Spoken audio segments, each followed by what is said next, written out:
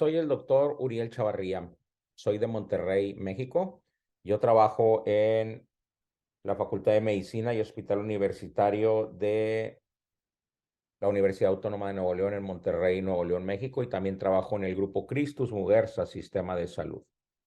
Y voy a empezar exactamente con un algoritmo que ilustra el estado del arte del manejo de la ventilación mecánica en el paciente con SIRA.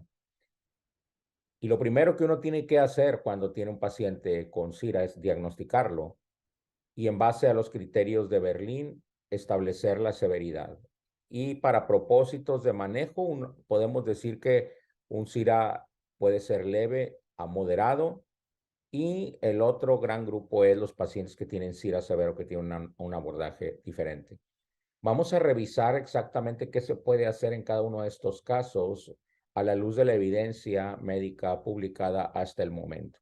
Los pacientes con SIRA leve a moderado, como vemos a la izquierda, hay algo de evidencia que se puede tratar de evitar la intubación, tanto con alto flujo como con ventilación no invasiva, con gran favor en cuanto a evidencia hacia el uso del alto flujo en la insuficiencia respiratoria hipoxémica, como la que ocurre en los pacientes con SIRA.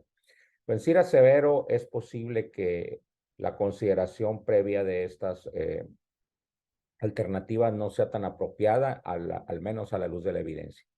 Y entramos de lleno a los dos puntos principales si alguien se necesita soporte ventilatorio. Y en la protección pulmonar es limitar el daño. Y ese daño se evita con volúmenes tidales bajos y con presiones controladas alveolares, medidas o estimadas por el subrogado, que es la presión de la meseta o presión platón.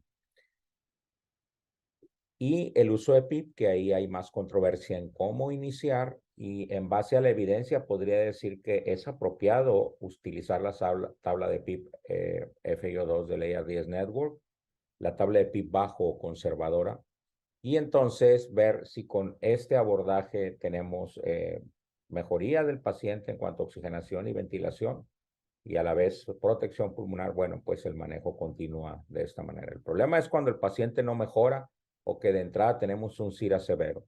Y en esa condición puede considerarse el uso de la tabla de PIP-FiO2 PIP-FiO2 alto del AR10 Network, la agresiva con niveles de PIP más altos, siempre tomando en cuenta que tenemos que tener una gran precaución de no sobredistender los pulmones, y eso puede ser estimado con el volumen que se obtiene en caso de ventilación de presión o, perdón, o con la presión de la meseta en caso de ventilación, presión de la meseta o la driving pressure en caso de ventilación de volumen.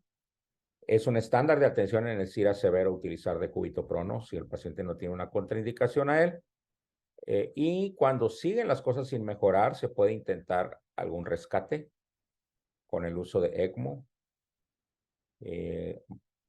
Un poco con menos evidencia o evidencia cambiante, señalaríamos el bloqueo neuromuscular. Y con evidencia retrospectiva y todavía esperando la evidencia prospectiva, el uso de la limitación de la driving pressure o el uso del poder mecánico como limitación. El reclutamiento se puede explorar, pero las maniobras de reclutamiento a la fecha parece ser que la evidencia sugiere que pueden ser más perjudiciales que benéficas.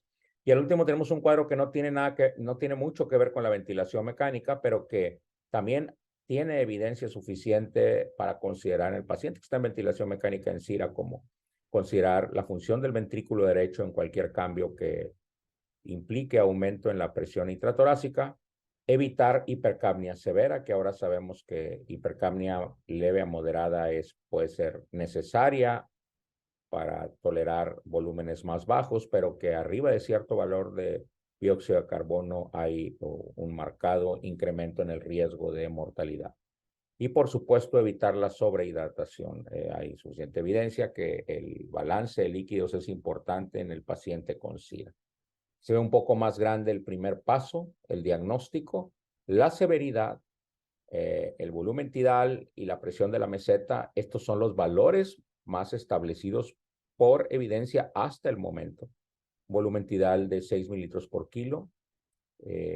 Y si no tenemos una presión de la meseta menor de 30, se puede bajar el volumen hasta obtener la ventilación de volumen. Y el PIP, la tabla de PIP baja o conservadora del ARDS Network. Y si es severo, se puede considerar más PIP. El decúbito prono, al menos por evidencia, cuando una relación P2F2 es inferior a 150. Y si no mejoran las cosas, se puede intentar el rescate con ECMO. Y lo que ya mencioné a la derecha.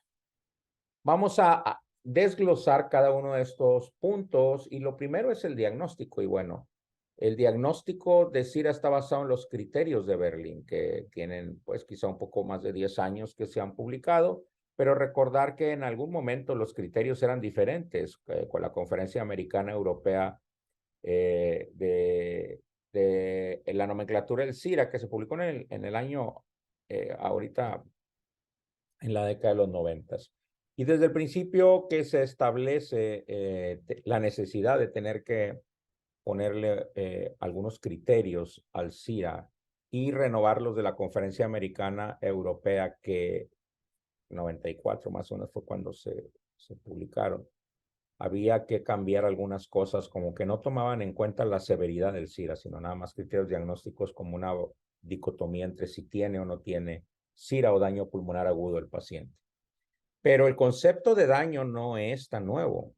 Este trabajo del doctor Didier Dreyfus se publicó desde 1992, pero Didier Dreyfus desde la década de los 80 estaba muy interesado en examinar los efectos deleterios de la ventilación mecánica sobre los pulmones, con la hipótesis de que quizá mucho de lo que hacía que la mortalidad fuera tan alta en SIRA tenía más bien que ver con la terapia. Y entonces estableció el concepto de daño inducido por ventilación mecánica, o VILI, en inglés Ventilator Induced Lung Injury. Y estas son unas fotografías clásicas de los trabajos del doctor Dreyfus, en los cuales él demostró que la presión sostenida continuamente sobre los alvéolos con un volumen alto generaba daño histológico muy diferente a lo que se conocía hasta ese momento. Era muy evidente que si uno daba una presión muy alta, los pulmones podrían tronar y, bueno, dar lugar a lo que hasta ese momento era muy obvio, que se conocía como barotrauma. Pero este daño era más sutil, de hecho podía no darse cuenta que ocurría. Y vean cómo en la fotografía superior tenemos los pulmones de un modelo animal, un conejo, que después de 48 horas, pues simplemente los pulmones cambiaban totalmente su arquitectura, y que el análisis histológico había disrupción de las paredes alveolocapilares con edema, más edema o edema en pulmones normales, pulmonar no cardiogénico, con aumento de la permeabilidad capilar y en la progresión incluso la formación de quistes formales, como vemos ahí abajo a la derecha, que empezaban a ser quistes grandes con una confluencia de pérdida de alvéolos, y a esto le llamó daño inducido por ventilación mecánica. En la década también incluso de los 70s primero y luego de los 80, se quiso estimar que este daño podría ser ilustrado fisiológicamente por la curva de volumen-presión estática del aparato respiratorio, que ilustra la relación entre el volumen que entra a los alvéolos y la presión que es necesaria para que ese volumen sea ingresado a los alvéolos. Y en el eje de la izquierda tenemos volumen hasta capacidad pulmonar total, desde capacidad residual funcional y hacia la derecha la presión necesaria para abrir los pulmones. Y lo que se estimó en estos primeros trabajos es que en el SIRA la configuración de esta curva era diferente a los pulmones normales. Y se observaba una zona en la que al iniciar la entrada de aire se necesitaba un gran cambio de presión, y ese cambio de presión que vemos como como la curva horizontal al principio, se le llamó punto de inflexión inferior de la curva del volumen presión estática del aparato respiratorio. Y luego se observaba que cuando el aire terminaba de entrar, volvía a haber otra inflexión en la cual la curva otra vez se aplanaba, generando gran presión, y eso significaba pues simplemente que ya no cabía aire en los pulmones, y cualquier volumen mayor que se metiera iba a generar aumento en la presión.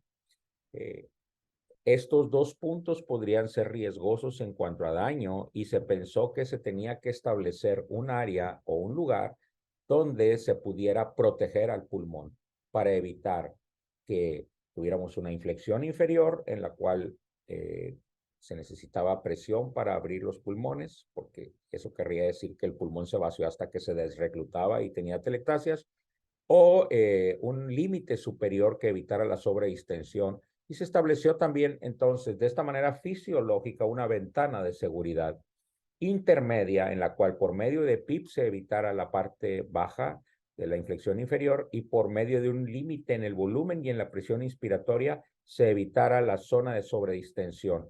Y este fue el primer concepto de protección pulmonar basado tanto en los estudios experimentales fisiológicos y anatomopatológicos que ahorita hablé, como en estudios fisiológicos como estos.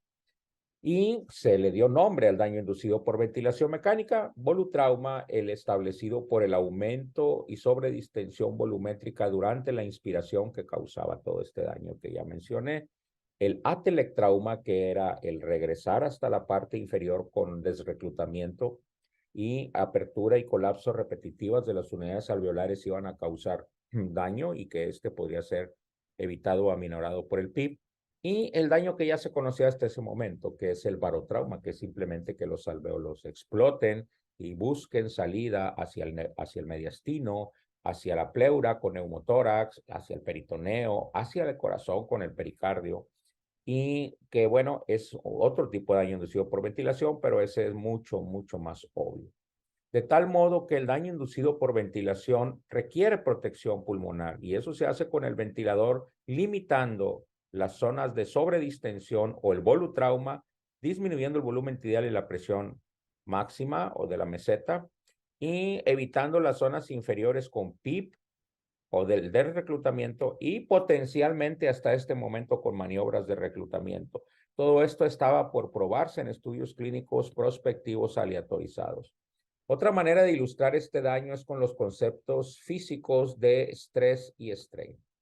El estrés es simplemente el límite al que un receptáculo que se está inflando es sometido, un límite máximo a partir del cual puede tener una ruptura. Y en ventilación mecánica, este estrés está ilustrado por el punto máximo de inflación, que idealmente se mide a través de la presión de la meseta, que es el mejor subrogado que tenemos clínicamente y que es posible hacer con el paciente con la presión de la meseta. Recordar que esto es una medición de presión promedio de todas las unidades alveolares y que, como vamos a ver más adelante, el CIRA es una enfermedad totalmente heterogénea y no una enfermedad de un solo compartimiento fisiológico o físico-químico. En cambio, el strain es cuánto se deforma el cuerpo en la entrada y salida del aire y esto significaría en el pulmón que desde el punto de reposo hasta el punto máximo cuánto hay de deformación. Y en ventilación mecánica, esto puede ser ilustrado por una deformación causada por algo que no se mueve, que siempre está ahí, que es el PIP. Es importante entender en base a esta gráfica que el PIP es strain también. O sea, que un PIP muy alto colabora para el strain o la deformación, pero es estático porque no se mueve y está ahí. Y el dinámico, que es el que también podemos controlar, está ilustrado por la driving pressure, o sea, cuánto cambia la presión entre el PIP y la presión de la meseta. Y en base a estos dos conceptos también uno puede estimar daño y también puede proteger al pulmón si se cuidan estos dos conceptos. Y por último, hablando de esto, el daño inducido por ventilación, simplemente recordar que el CIR es una enfermedad heterogénea en la cual no todas las presiones ni todas las mediciones de distensibilidad del aparato respiratorio que podemos hacer con un ventilador ilustran lo que está pasando particularmente en diferentes zonas pulmonares.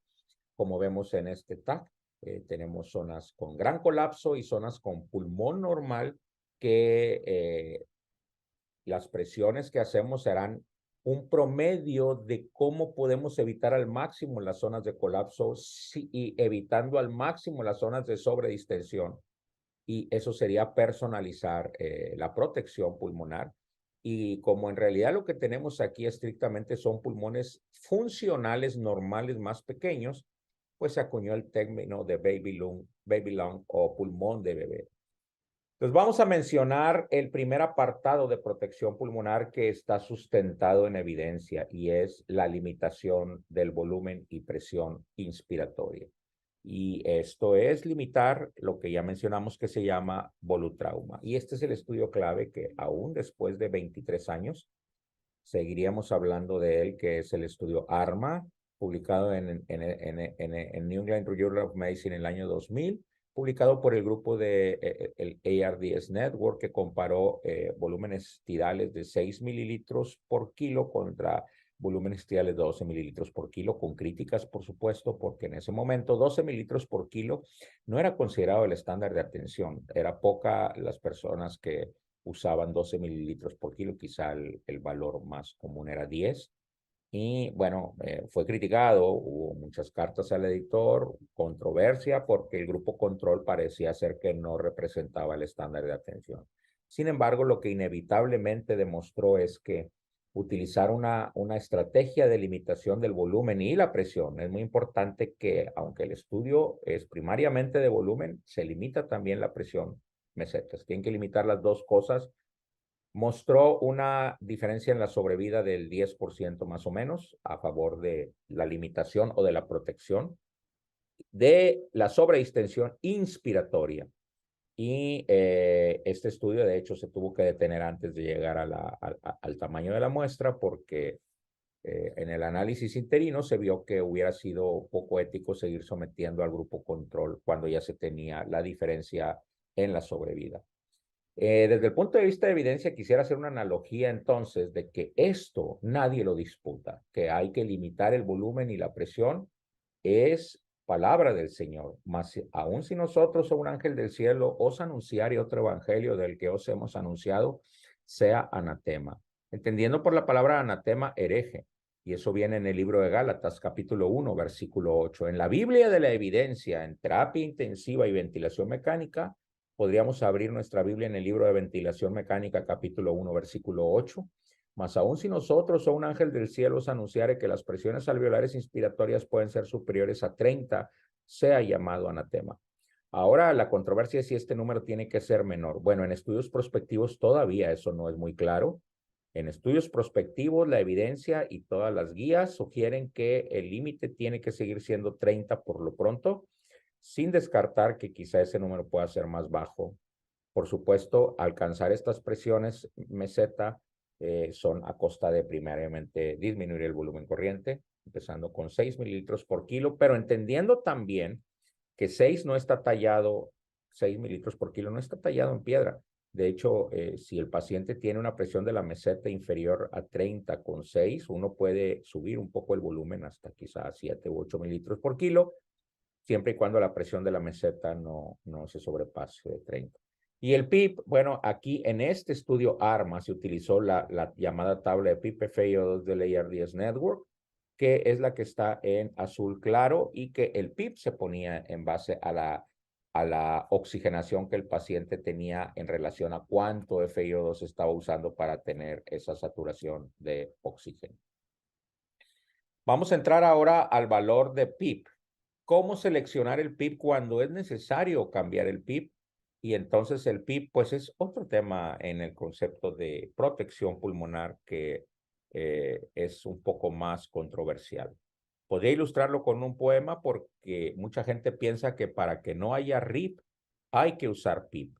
Y bueno, eso no necesariamente es así. Al principio del uso del PIP se pensaba el paciente no le es suficiente con el oxígeno que le estoy dando en fracción inspirada de oxígeno, hay que subir el PIB y hay que subir el PIB hasta que le suba el oxígeno. Y en esto, en México decimos hay de chile dulce y de manteca, porque si queremos personalizar el PIB, hay diferentes estrategias que se han sugerido y publicado, algunas con estudios prospectivos. La mayoría de los estudios prospectivos en estas estrategias han sido negativos y cada una de estas estrategias y la gente que las promueve creen que esa es la manera correcta de ir. Y entonces simplemente eso sería una falacia, porque no es posible que todas sean correctas. O sea, si todas claman ser las correctas, entonces, pues ninguna es correcta. De tal modo que no tenemos evidencia sustancial o contundente de cómo usar el PIB. Y hubo una búsqueda 4 años después del estudio ARMA, en el que se usó la tabla PIB-FIO2, como vemos aquí en el grupo control, se publica un nuevo estudio, perdón, esta diapositiva no es, que se llamó Alveoli, que se publicó 4 años después en esta misma revista, en donde se probó la hipótesis de que usando la limitación alveolar inspiratoria que ya se había probado en el estudio ARMA, ahora se iba a probar una tabla más agresiva que se llamaba tabla de PIB-FIO2 agresiva, que es la que tenemos en oscuro. Entonces, la hipótesis fue que usar un PIB con una tabla un poco más alto, utilizando también maniobras de reclutamiento, iba a generar una mejoría en la sobrevida un poco mayor a la que ya se tenía limitando el volumen tidal. Y bueno, pues este estudio fue negativo. Julio 22 del 2004, este es el estudio Alveoli, se publica por este mismo grupo y el PIB, una tabla de PIB-FIO2 alto no pudo demostrar que podría mejorar más la sobrevida, pero no fue solo ese. 4 años después se publica en el mismo número de JAMA el estudio LOVES, que se publicó en JAMA por el grupo canadiense, que probó más o menos la misma hipótesis. Y en el mismo número del 2008 se publica el estudio Express de un grupo francés multicéntrico, que este estudio, a diferencia de los dos previos, estimó el volumen tidal no en base a 6,000 litros por kilo, sino en base a la driving pressure, o sea que este es un estudio negativo también donde se usó driving pressure, es importante también recordarlo. Y este tuvo este estudio fue negativo en cuanto a sobrevida, que era el outcome principal, pero se vio una tendencia que los pacientes podían respirar sin asistencia más pronto en el grupo que se utilizó el PIB alto. De tal modo que tenemos una gran cantidad de pacientes en estudios prospectivos probando la hipótesis de que un PIB más alto mejoraba la sobrevida. Alveoli, el LOVES y el Express. Miren la cantidad de pacientes, los tres negativos, Alveoli, Express y LOVES. Nada más para que no se nos olvide. De tal modo que el PIB alto, utilizando una tabla de PIB más agresiva y maniobras de reclutamiento, y en el caso de Express, usando driving pressure para limitar el volumen, pues no es el camino a seguir en base a evidencia.